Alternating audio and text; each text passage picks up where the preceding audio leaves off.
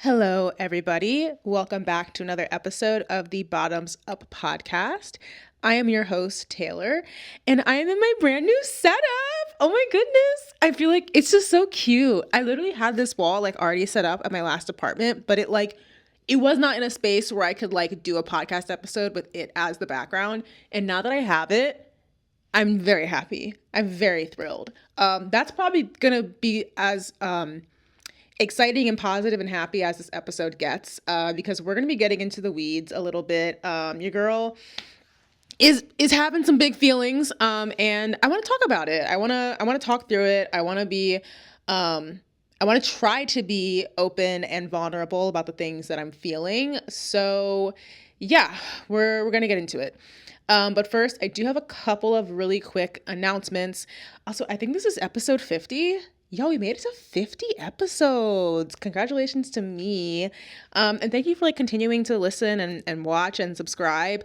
And I'm also, I'm gonna do the influencer thing, because not because I feel like I'm an influencer, but because I don't hype myself up enough. I don't ask enough for support. So please, if you're on YouTube, please like this video, give it a thumbs up, subscribe, especially if you are a regular listener. Please subscribe. It helps boost me in the algorithm a little bit, and it makes my content look a little more legitimate. So I appreciate that. I think if you're on Spotify, you can actually leave comments on Spotify. I just learned that very recently. I don't know if you can thumbs up on Spotify. I know you can subscribe on Spotify. But that's all I know. And then I've never used Apple Podcasts, and I've never used iHeartRadio, so I have no idea what's even going on over there.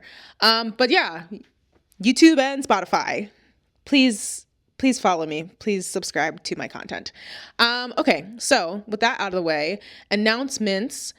This Friday, Nami Flair she's back in town, and she's doing a little burlesque class. She's teaching a class. I believe it is free. And I think it's in Miami Lakes. I'd have to double check. I just saw it today. She just sent a message to our group, and I just posted it on my story today. So I will most likely be going to that. And then I will definitely be going to Flesh Friday this week, because guess who is performing? Not me. Jen, my little Jen, my baby Jen, my sweet baby angel Jen is performing for the first time. And she sent me this little snippet of her performance, because I was like, just send me a little bit. I don't want to see the whole thing. Okay. I want to be surprised.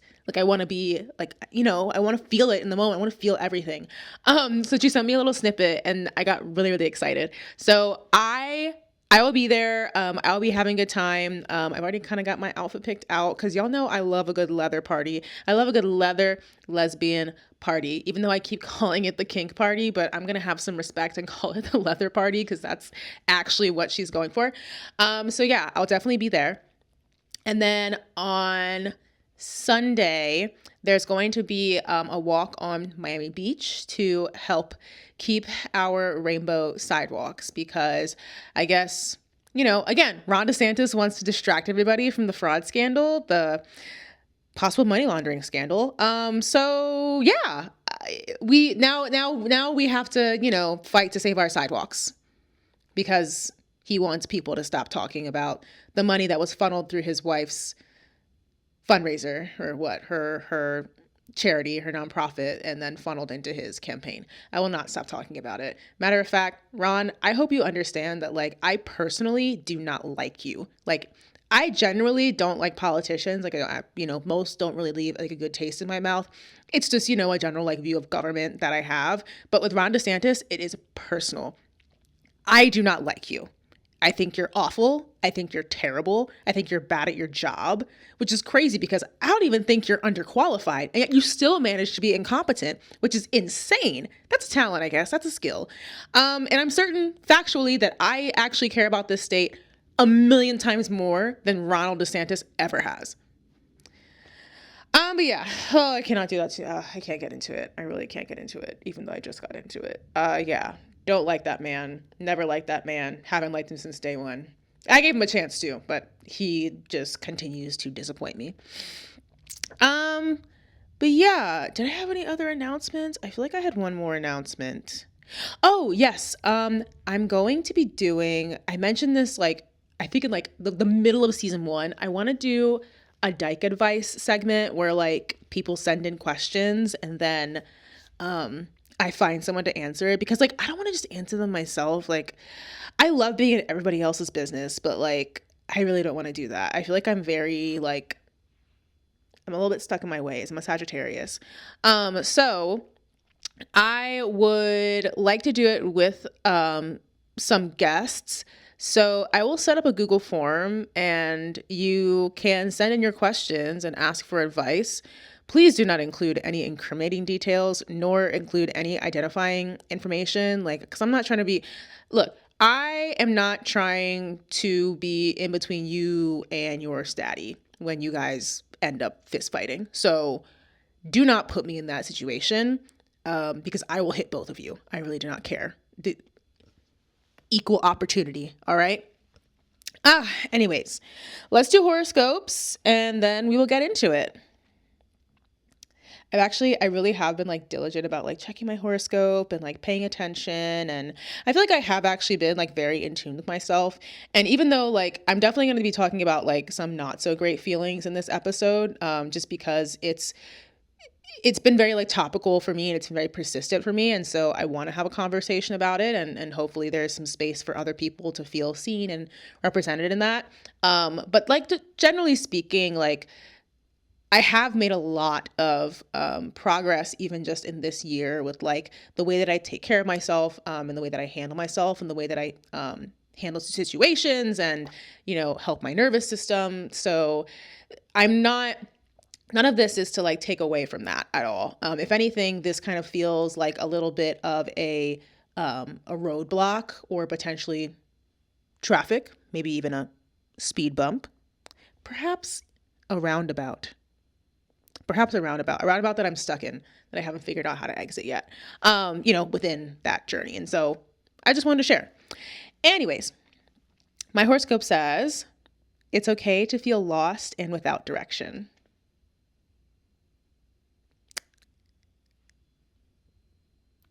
Wow. Your carefully laid plans are getting disrupted, but don't panic. Sometimes you have to lose your way before you can find a better one. Stop forcing decisions that aren't ready to be made. Do goof off. Vending machine, exhale. Don't identity theft, subplots, loose threads. All right. That'll do it. That'll get us into it. Oh my God. It's also like, it's very late. So apologies if this is a little bit dark on camera, but it's just been, work has been, just a lot, very stressful, lot to handle, a lot to take care of. So exhale. Have to do exhale. So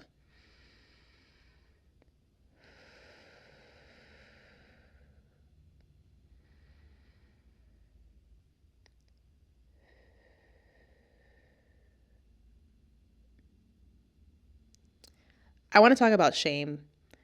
I want to talk about the shame that I feel around some very specific feelings. And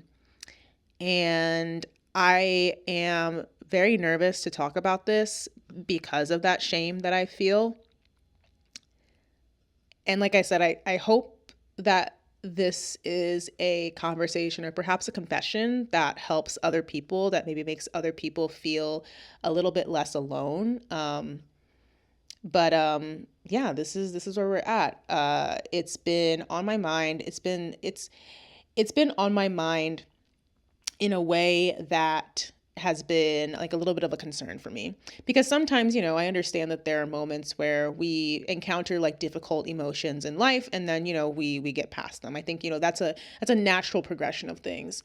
At the same time, I do also feel like this has been so pervasive, and this literally like this emotion, this very specific feeling that I'm going through actually happened to me last year, around, I think like May or June, like either like late May, like early June. And because of that, because it's now come back, that tells me that I didn't really address it the way that I should have, last year, the first time it was here. So this is me attempting to do that better, to take better care of myself, and to hopefully find some way through this and talk through it. And yeah, this will be very cathartic for me, hopefully. I hope it doesn't just cause more trauma. I hope it's something that actually makes me feel better, but we'll see. There's going to be 2 parts to this episode. The first part is this idea of shame and navigating shame. And the second part is going to be codependency, because for me, like, they definitely do, wrap into each other a little bit. But also I've just really wanted to dig into codependency on this podcast. I know I've talked about it a little bit on like other episodes. But I think a lot of the conversations that I was hearing between Wilton Women's Week and Girls in Wonderland about how like, oh my God, lesbians are so codependent and all that stuff. I'm like, I want to, let's squash that narrative. But I don't want to get ahead of myself. So what am I feeling shame over? Oh my God, I want to take a little deep breath. I've always really struggled with embarrassment in my life. Like I'm very, very scared of being embarrassed. I'm scared of being cringe. Like that it's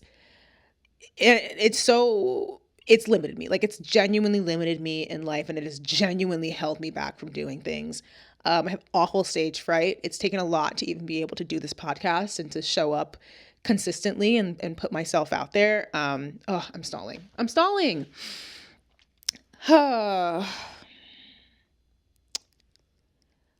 I am a very jealous person. Always have been. It is one of those things that, similar to this fear of embarrassment, it's kind of been with me all my life. And it is a feeling and an emotion that, while I understand that it is normal and natural, I absolutely carry a lot of shame around it, and I carry a lot of embarrassment around it. Specifically, I compare myself to other people all the time. It has definitely, it has its benefits for sure. I think even with my social media, when I look at my numbers, I'm thinking about how that looks relative to other people, because if I want to go out and I want to get sponsorships, then that's something that I have to think about and to be aware of. But I do think that, like they say, comparison is the thief of joy. Absolutely, 100%. Because at the end of the day, like, I should still be able to actually enjoy the content that I make. It shouldn't all be thinking about, just numbers. My value isn't in numbers. My value is in these kinds of conversations that people tell me that they actually enjoy hearing. Where I am really struggling with my jealousy right now is, you guessed it, dating. Woo. Yeah. Yeah.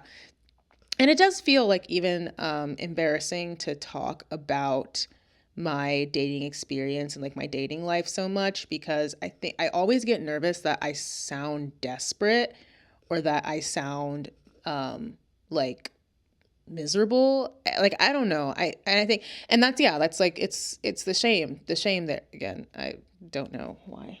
Okay. But see, like, that's where the shame, comes into it, where it's like, I'm nervous to have certain conversations because I don't want to come off as an embarrassment. I'm nervous to have certain conversations because I don't want to embarrass myself. And so it's definitely like limited, like the certain things that I want to talk about on this podcast. And like I said, if it hadn't been this very specific feeling of jealousy popping up now twice, in the past year, and especially the first time, I remember it being very pervasive, and I was like, when is this just going to go away? It felt so encompassing, and I really felt it in my chest. That tends to be like where I feel a lot of like my pain. And it did go away, and I was fine, and I figured, okay, maybe this was just, it happens. It is what it is. And then it came back this year, and it's now where I pushed through the shame and I talked to my therapist about it, because even there are times where I've felt so ashamed of something and so embarrassed by something that I won't even tell my therapist, even though like I pay that man to listen to me. Well, he's not a man, he's trans mask. I pay them to listen to me. And I think it's like that was one conversation in recent years that, I think having that conversation with him did actually change things for me, versus just having the conversation with friends, which again is why we, pay therapists for their expertise.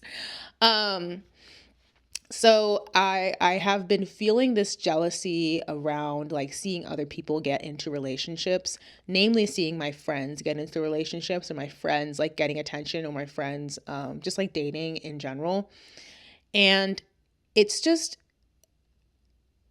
where I kind of feel like I don't do a great job of dealing with this feeling is because I know, like, jealousy, most of the time it comes from the like an insecurity. I know that I'm insecure, but everybody has insecurities. But I almost feel like I haven't really I almost feel like I've been too passive about it, that like I've been so passive about my insecurities that like I've just kind of accepted that I'm going to have insecurities and that I'm going to be insecure about things. And I've almost like I've gone so far in accepting them as like a part of my life that I think I completely forgot that like I can actually give myself reassurance. Like I don't have to just accept that I'm insecure. And I think maybe that also like feeds into like why the jealousy can be very hard, or like a very difficult feeling for me to work through. There is so like, and it's like, I'm such a self-aware person that like, I can't even just experience feelings. Like I feel the feeling, and then I have additional thoughts and feelings about that feeling, which like is just, it's almost a little bit dumb. Like I wish, and it probably does have to do with the OCD, that like my thoughts are just like very constant. And sometimes I do wish that I could just like completely turn my brain off. But yeah, it's very loud up here. It's not as loud as it used to be, but it still is very loud. But yeah, I have like, it's like I start with the jealousy. I start with the jealousy, especially with my friends. And it's like I experience the jealousy, and then it's like shame immediately. And even when I was thinking about like how I would talk about this, when I was thinking about, recording this episode in my head, I was expecting that I would have a much stronger reaction to saying that I am jealous of my friends when they get into relationships or when they're dating people. And the fact that like I just said it, like, yeah, like and it feels gross to say. It feels really gross. It feels very slimy. It feels very disgusting. I don't like it. It is one of my absolute least favorite traits of myself, that's even something that I've dealt with. And again, that feeling, it's been there. Like it's been there my whole life. I think there was just such a long gap in time where I had just started on medication, and where I was feeling really good, and I was really, reshaping my life and redoing a lot of things, and I was just feeling amazing. And then that feeling like popped up again last year, and I just said, oh, okay, it's just, it's just fleeting, it doesn't really matter, like I didn't really think that hard about it. And now that it's come back, I'm like, oh my goodness, it's come back with the shame. It's come back so much harder with the shame. And I'm someone where, 9 times out of 10, like when I see like people loving up on each other, I'm like, oh my God, it's so beautiful. I love love. Yeah, like I actually do enjoy seeing other people happy. Like I really do. I like that. And so when the feeling of jealousy comes in, it's like there's the jealousy, and then there's the shame. And then there's also almost like this feeling of loss where it's like, damn, I just want to celebrate this moment. Like I don't want to have to feel like it's some kind of like insane comparison in the back of my mind. Like I don't want to, like when my friend like tells me that they went on an amazing date, like I just want to sit there and like celebrate it with them and root for them and have a good time and enjoy myself. Like that's truly what I want. And so to have this like very subconscious feeling of insecurity and jealousy like creep up, and it's always so physical for me as well. I don't like that. I really genuinely do not like that. like I said, it makes me feel gross. It, it's so frustrating. It's really irritating, like, to be in that mindset and like in that moment. But the reason why I say, like, that I've been so passive about the insecurity is because I think oftentimes, like, when someone expresses this type of feeling of like, oh, like, I want to be in a relationship, and like, why is it happening for everybody else but not me? Why isn't anybody picking me? I think, like, that's kind of like the best way to express the insecurity, or to describe the insecurity. And so our natural inclination, I feel, is to say, oh, like, don't worry, like, it'll happen for you. Like, you just have to, like, give it time. Like, love will find you, like, when you're, like, when you least expect it or whatever. And I get why we're, conditioned to do that. I think that that's kind of been the support method that's been kind of like exemplified, like, to at least like my generation through the media that I consumed when I was younger. But it doesn't address the underlying insecurity. Like, if I am insecure, it does not matter if I am single or if I'm in a relationship, I'm still going to be insecure. Because again, as I've spoken about so many times, the self-assurance and the self-soothing, it has to come from within. The validation has to come from within. That external validation, like, if you're relying especially like on the external validation of a partner to know that you are like worthwhile, or even just the external validation of being in a relationship to feel like you're worth something, or to feel like your life is going in the right direction or whatever, that's not, because, like, girl, then when it ends, what are you gonna do? What are you gonna do? So, like, I think, and again, I get why that's the initial inclination, and like, I'm grateful for the people who do say that to me, like, don't get me wrong. But I really do think that instead of trying to just like be like reassuring per se, like, maybe, like, I think encouraging each other to look inward and really understand like where that insecurity is coming from is more important. And I think it's more beneficial in the long run. Because even when I spoke about my therapist to this, when I spoke to my therapist about this, he asked me, oh my goodness, this is so embarrassing. He asked me, like, what would you say to that part of you that feels jealous? And it took me a minute to answer. Because, to be quite honest, I don't want to talk to that part of me that's jealous, or at least like prior to him asking that question, like, I didn't want to, because what I saw it, or I say saw, I still kind of see. Look, this conversation with my therapist was last week, all right? Like, I'm still working through it. I'm busy. I'm just a girl. I don't always have time to think very deeply about my feelings, okay? So, see, saw, whatever. We're all on the playground together. So we're talking about this, and he asks me, what would you say to that part of yourself? And I realized that I don't want to talk to that part of myself, because I think, again, I kind of would automatically jump to like, why are you even thinking that? Like, I'd be very dismissive of the emotion, because I tell myself, like, I do think, like, very highly of myself. I think that I'm beautiful. I think that I'm very talented. I think that I have a lot going for me. I know that I bring a lot to the table. I'm very proud of, like, where I am and the things that I have worked through and the person that I've become. And so when the insecurity pops up, it feels very illogical to me. It feels like when the insecurity is like, oh, why haven't I been picked? Why does nobody want me? It's like, because I know that like logically isn't true, I kind of just like push that feeling down, because I'm like, this doesn't make any sense. And so I sat there after he asked me that question, and I thought about it, and then I answered, and I was just like, I want to tell that part of myself to shut the fuck up. And in the moment, it felt very funny. You know how, like, when you make your therapist laugh and you feel like you're winning at therapy? It was one of those moments. But even in the conversation, and even saying it back again now, I'm realizing, like, that is not the way to deal with that emotion at all. That is not the way to deal with an insecurity. First of all, that's just mean. Like, that's just rude. Why am I telling myself to shut the fuck up? Like, I don't deserve that.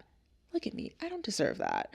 I shouldn't be talking to myself like that. And then again, it doesn't actually address like the fundamental problem. All I'm doing is pushing it down. And the thing is, if I had just continued to push this down, if I had continued to feel the shame and not tell my therapist, guarantee you next year, probably at the same time, like clockwork, I would have felt the same emotion. It would have been very pervasive, and it would have taken over my life for a couple of weeks like it has for both this year and last year. And I would just be in this cycle every single year of, okay, now here's the time of year where Taylor feels really shitty about herself and compares herself to all of her friends and can't enjoy her friendships or anything in life because of it.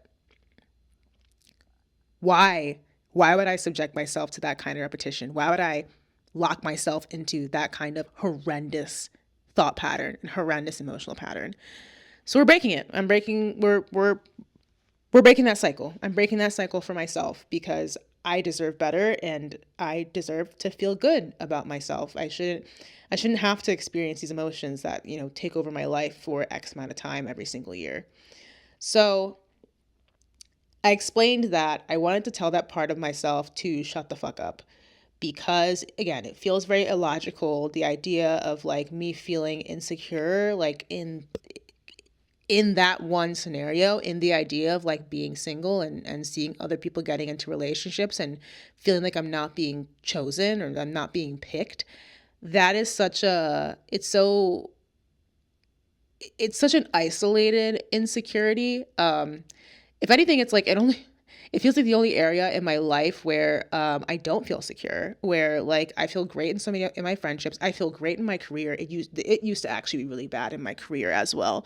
I used to be like I would compare a lot. I even compared my last relationship between like the jobs that she was getting versus me, and I was just like, what am I doing wrong? So to know that it's like that's kind of like the one part is that it feels very at odds with like the other parts of my life where I feel very confident and I feel very sure of myself.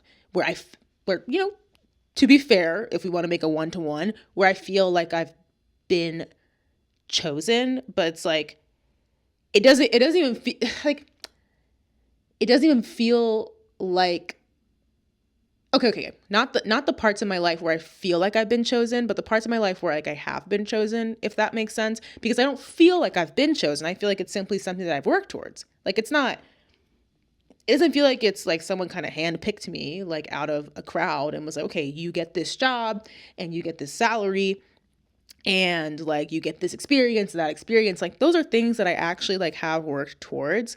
And my therapist did ask me like, am I actively dating? Or like, am I trying to like get in a relationship? And it's like, yes and no.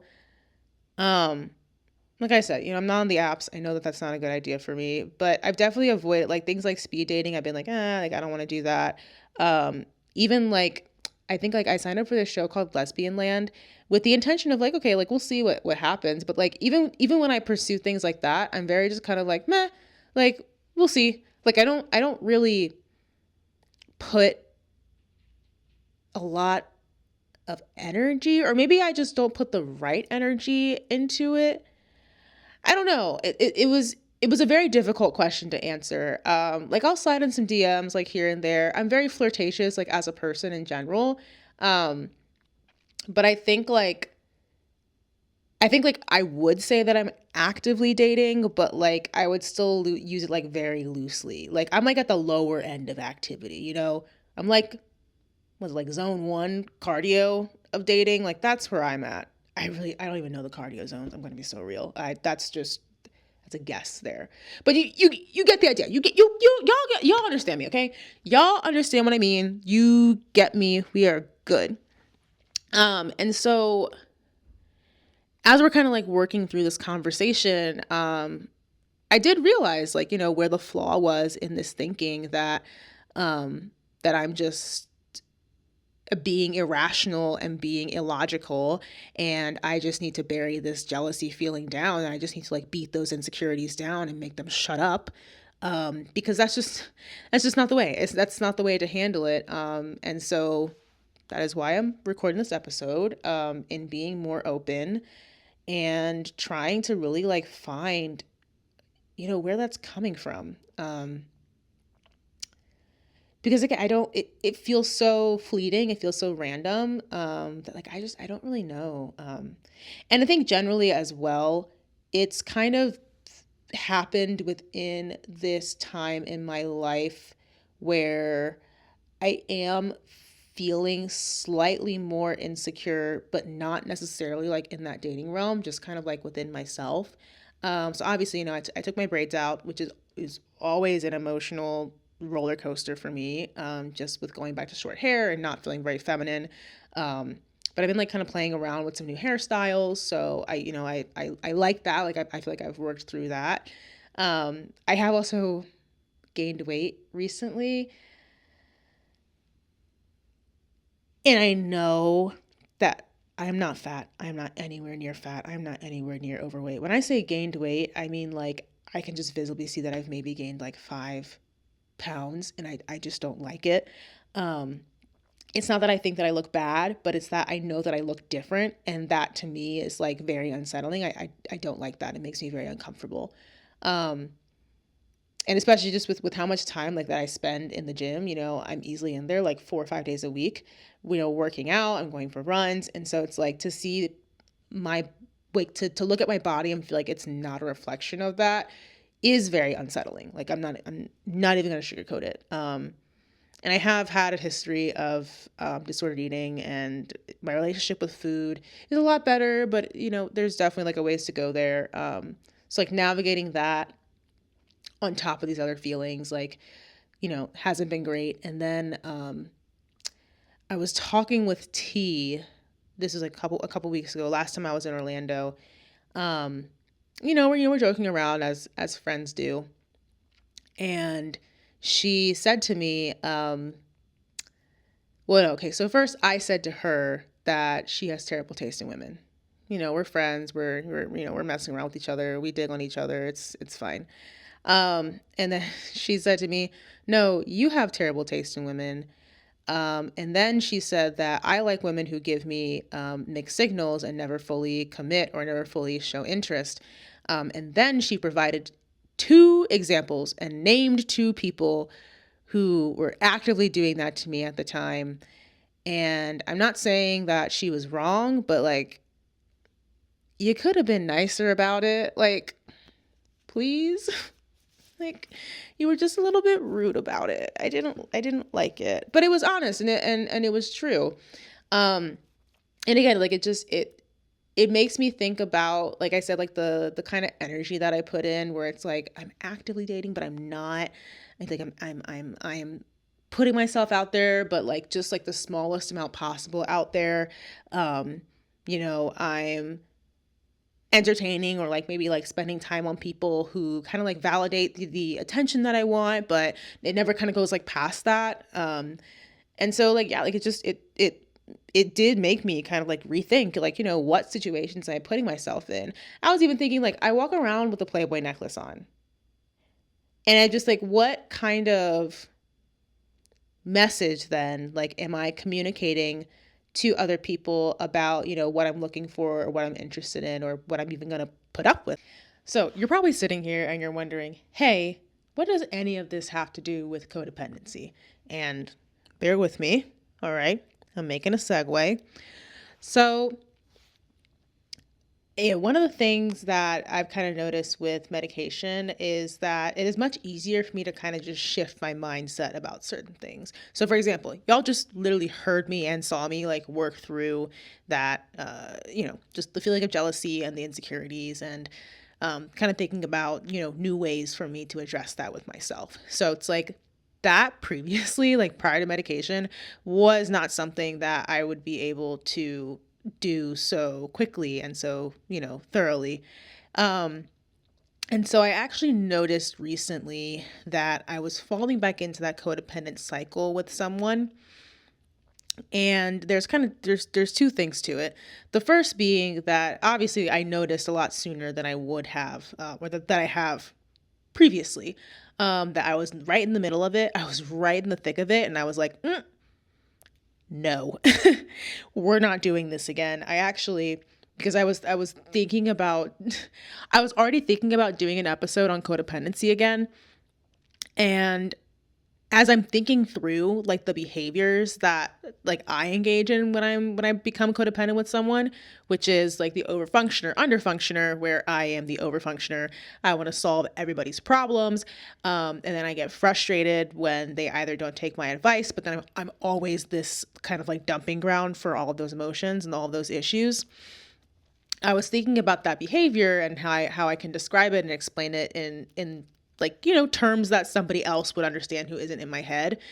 And I realized that I was doing it with someone. And it was like a switch flipped. And it was late at night one night too. And we were talking, and I just like immediately stopped the conversation. I couldn't even I was like, my eyes opened quite literally, and I went to bed, and I woke up in the morning, and it was like I could feel my whole body was just so much less tense than it had been the day before, because that is the level of emotional energy that being in a codependent scenario with somebody takes out of me. It is physically and mentally draining. It consumes me. And again, it's not as bad or nearly as intense as it was prior to having a treatment plan that actually worked for me. But it still is there. I could still feel like my body like very physically react to not being in that scenario with someone. And like the second part of it, the second kind of like difference in mindset that I have kind of realized as I'm, navigating these types of feelings is that the signs, like the initial red flags that kind of like tell me like, hey, you're doing something you're not supposed to be doing, those initial signs look so much different now than they did previously. Previously, it would be like this very intense kind of like ramping up of things like very quickly, and I would fall into it very, very, very, very quickly.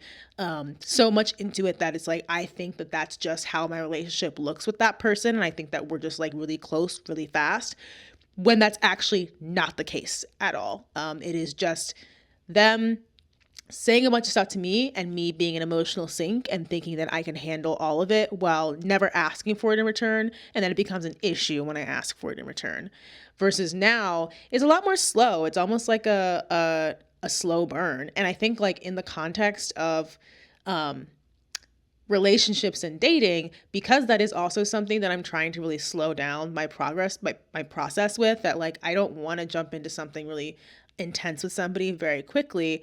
Now I'm realizing, okay, well, I also have to be aware that I might begin to engage in this type of codependent behavior as I kind of like let things progress at this much slower pace, So that's why I say it's like all of these things that, I think about when it comes to like my mental health, my mindset, my behaviors, my personality, my diagnoses, my treatment, they're all so intertwined into each other. Like I've only got one brain. And this bitch is fucked up. Good God. Like I can't be an organ donor. Like I think, no, I can't donate my lungs because I have asthma. Can't donate my eyes because I'm nearsighted. Can't donate my liver because I'd be drinking. Can't donate the brain. I guess skin when I don't have hives. Yeah, like maybe. Pancreas. Maybe I can donate my heart if all the panic attacks haven't destroyed it yet. I don't know. But yeah, no, it's all very much like intertwined into each other. And with that, like when I think through this idea of like when people say like, oh, lesbians are so codependent. I saw the movie Together. And I'm not going to say it was a bad movie. I'm not going to say that it was a bad movie. Okay, whatever Franco brother it is, he really tried his heart out. He did great. I will say though, I don't think that it is the best depiction of codependency. I think it showed more dependency than codependency, if that makes sense. I wasn't getting the co part. It didn't really feel like they were both feeding into each other. It more so felt like the boyfriend character was just very kind of like latched on to his partner and her life and just kind of like going along with things and had no sense of self like whatsoever. But that kind of personality can lend itself to becoming, codependent with somebody where they feel like they need to be with this other person who's potentially like very successful in order to feel like they have some worth to their own life. And so that's like why when we talk about, lesbian relationships and this idea of, oh, lesbians just U-Haul, they shack up with each other, they become codependent, lesbians are so codependent, women are so codependent. And it's like, okay, no, that is a misrepresentation of codependency, especially because if somebody, and I said this in an earlier episode, if you have a friend who claims to be your friend, but the minute that they get into a relationship, they just kind of stop talking about you or talking to you and they just disappear off the face of the earth, they were just a shitty friend. And to be quite honest, they were probably actually just using you as a stand-in for a partner rather than actually being your friend. And if you were to look back on your relationship with them, you'd probably start to notice that behavior. And so the thing about codependency as well is that it doesn't just exclusively show up in romantic relationships. Codependency actually was first observed in the relationship between drug addicts and their family members, like typically, the enabler. I don't love that word. I really don't like that word at all because, when I think about codependency as well, it's never anybody's fault. Nobody is wrong or bad for exhibiting codependent behaviors or in falling into these codependent patterns with other people. It is a coping mechanism. It's something that we develop, unfortunately, like through trauma, sometimes at a very young age, sometimes through traumatic events as adults. And it is something that takes time to learn and understand about yourself and get through. It quite literally took me going through a whole year and a half long codependent friendship and then another 2 years of just self-reflection and self-worth or self-work before I realized, oh, that's what that was. It took a lot of introspection, and realizing it has helped me break down a lot of other aspects of my personality and why I am the way that I am. But it takes time. It takes time. And even now, even though I'm in a much better place, yeah, there's still moments where I do fall into those behaviors, but I'm thank God I can recognize it a lot sooner now and break myself out of it. Because I think, in the same vein of I want to address my insecurities. I want to feel good about myself. I want to have good, healthy relationships, with my friends. I want to be there for them. I want to hype them up. I want to stand behind them. In that same vein, I also want to be able to develop normal relationships with people who I was perhaps engaging in that codependent behavior with. The goal is not to cut those people out of my life entirely. Because it takes two people or, multiple people to be co-dependent. It's not just my behavior. It's also how the other person reacts and responds to my behavior. Again, it feeds off of itself. And I want to have healthy relationships with people in my life overall. I don't need to cut somebody out of my life simply because that's the dynamic that I saw that was developing. If anything, I need to actually challenge myself to not feed into it. Because the thing is, again, if I behave in a certain way and then they respond to that and behave in a certain way, and then I respond to that and then they respond to that, if we keep up with the back and forth, obviously it's going to create that codependent cycle and it's going to eventually crash and burn. But if I stop responding in that way, if I stop myself and if I change my behavior, who knows? Who knows what it might look like for the other person? If I'm capable of change, so are they. If I'm capable of improvement and creating better habits for myself that keep myself safe and are healthier, so are they. So yeah, that's my rant on codependency. I will say it's kind of like I was talking about before, it is nice to be at a place with my mental health where I actually am able to adjust my mindset instead of just kind of, kind of like falling back into, the pattern that feels the most comfortable, or that at least like kind of quells my emotions and takes away like those really intense emotions at the moment. That's just not something that I had before, pre-medication. It was impossible. And I know it definitely puts things into perspective, because I think I had like a lot of people around me who, when I was younger, and they're just like, oh, well, just think like this, just like say this to yourself. And I would do it. Oh my God. And I would try so earnestly, and it just wouldn't work. And I didn't understand why it wasn't working. And I didn't understand for 25 years of my life why it wasn't working. I could not figure it out. I thought that I was just broken. I thought there was something wrong with me. I thought it was my problem. And there was something wrong with me. It was a clinical mental illness.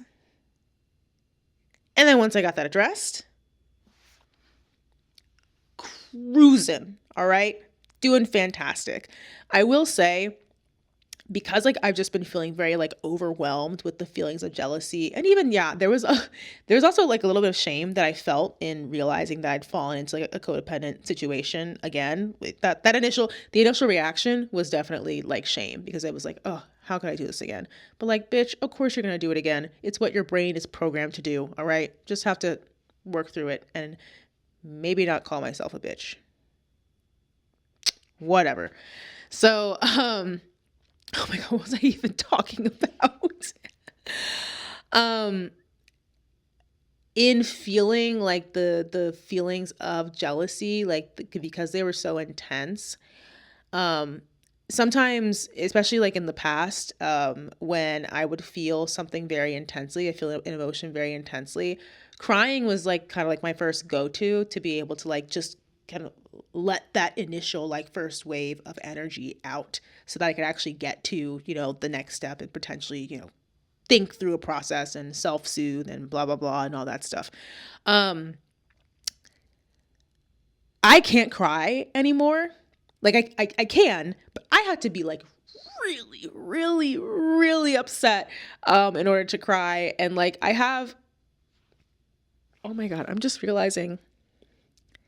So the girl who ghosted me like earlier this year, I did not cry over that. I have had other women just like waste my time. I didn't cry over that. Usually I would, like in the past, I would have cried over it. I cried over the girl that I messed things up with. I cried over that for like a while. I cried 3 times about leaving my studio apartment that I was in for the last 4 years and moving into this new place that is quite literally more than 3 times the size of where I had been living. So yeah, I have to be really upset to cry these days. And it's so frustrating because I'm like, like I just want to let the emotions out. Like I just want to do something. I swear I am very upset right now that I've been dealing with the jealousy, and I've been dealing with that shame. I'm so upset. I'm not even kidding. I'm not trying to like make a joke or be sarcastic. I am actually genuinely upset about it.